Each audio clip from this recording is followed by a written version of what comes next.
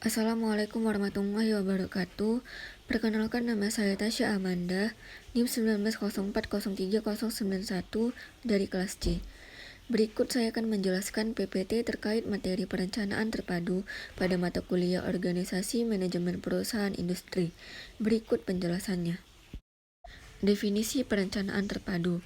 Perencanaan terpadu adalah suatu perencanaan strategis jangka panjang perusahaan yang bersifat menyeluruh atau terpadu, serta merumuskan berbagai strategi dalam mengalokasi sumber daya perusahaan untuk mencapai tujuan dan sasaran dalam jangka waktu tertentu.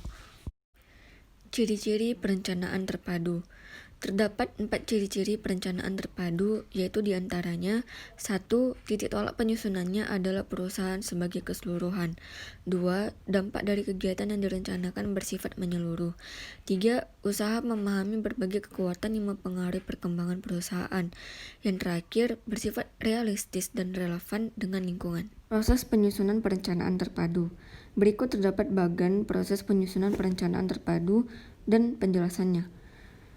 Yang pertama yaitu terdapat 3 aspek, yaitu kebijakan umum pemilik, akta pendirian perusahaan, dan falsafah perusahaan serta aspirasi manajemen puncak. Kemudian akan masuk ke tahap maksud dan tujuan perusahaan, dan kemudian masuk ke tahap analisa dan pemilihan alternatif strategis, yang terdiri dari analisa lingkungan atau keunggulan dan kelemahan, arah dan sasaran pengusahaan, sasaran bidang, analisa kemampuan atau kesempatan dan ancaman, strategi dasar atau grand strategis perusahaan, serta strategis fungsional, di mana arah dan sasaran pengusahaan serta strategi dasar saling berhubungan, serta sasaran bidang dengan strategi fungsional saling berhubungan, dan kemudian dilanjutkan ke tahap program bidang, dan kemudian terakhir yaitu proyeksi keuangan. Langkah-langkah penyusunan perencanaan terpadu. Terdapat 8 langkah-langkah dalam menyusun perencanaan terpadu. Langkah pertama yaitu analisis faktor-faktor yang mempengaruhi maksud dan tujuan perusahaan. Terdiri dari akta notaris, kebijakan umum pemilik, falsafah perusahaan, dan aspirasi manajemen puncak. Langkah kedua yaitu perumusan maksud dan tujuan. Terdiri dari alasan mendirikan perusahaan dan hasil yang diharapkan dari pendirian perusahaan. Langkah ketiga yaitu analisa lingkungan atau eksternal, terdiri dari ekonomi, politik, sosial budaya, teknologi, persaingan, dan lain-lain. Langkah keempat yaitu analisa kemampuan perusahaan atau internal. Terdapat 4 analisa SWOT dalam langkah ini, yaitu yang pertama, analisa SWOT pemasaran, mencakup rencana penjualan, pasar, segmentasi pasar, sasaran pasar, bauran pemasaran, dan peluang pasar. Yang kedua, analisa SWOT teknik dan produksi, mencakup penyiapan sistem operasi seperti tanah, bangunan, teknologi, utilitas dan mesin atau peralatan, dan pengoperasian sistem operasi seperti perencanaan atau pengendalian operasi, persediaan, tenaga kerja, perawatan, dan mutu. Yang ketiga yaitu analisa SWOT organisasi dan SDM, mencakup analisa organisasi seperti manajemen, struktur organisasi, proses organisasi, iklim dan perilaku organisasi, dan analisa SDM seperti jabatan, beban kerja, kebutuhan, kualitas, dan motivasi, serta produktivitas SDM.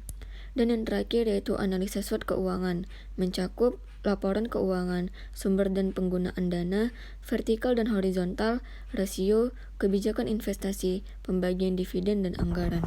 Langkah kelima yaitu arah perusahaan, yaitu arahan dan petunjuk dalam perumusan sasaran bidang, strategi fungsional dan program bidang.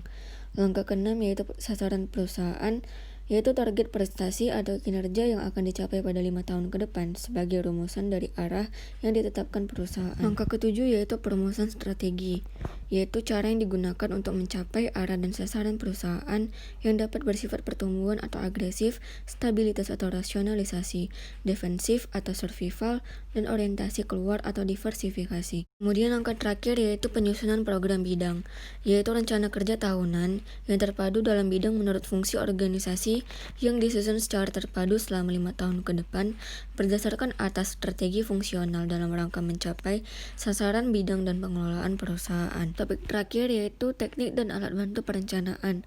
Terdapat 2 teknik dan alat bantu perencanaan, yaitu yang pertama adalah peramalan, terdiri dari kualitatif dan kuantitatif.